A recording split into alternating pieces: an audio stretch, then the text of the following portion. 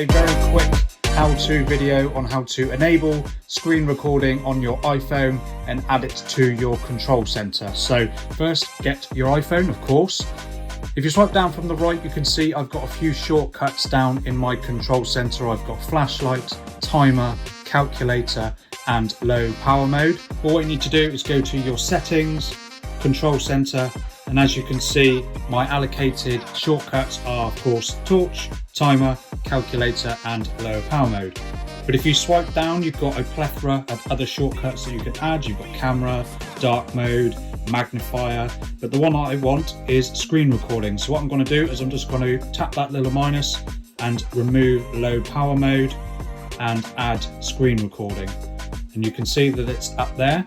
So if I just swipe away and then swipe down from the top, you can see that I now have screen recording on my control center on my iPhone. So I'm just going to tap that. It's going to count down 3 seconds until it's recording, and then you can do various bits on your phone and it will record everything that you're doing, and then just tap in that corner and stop, and it will give you a prompt to say that it's saved in your photos. Jump into your photos, and there is your video that you have taken of your screen.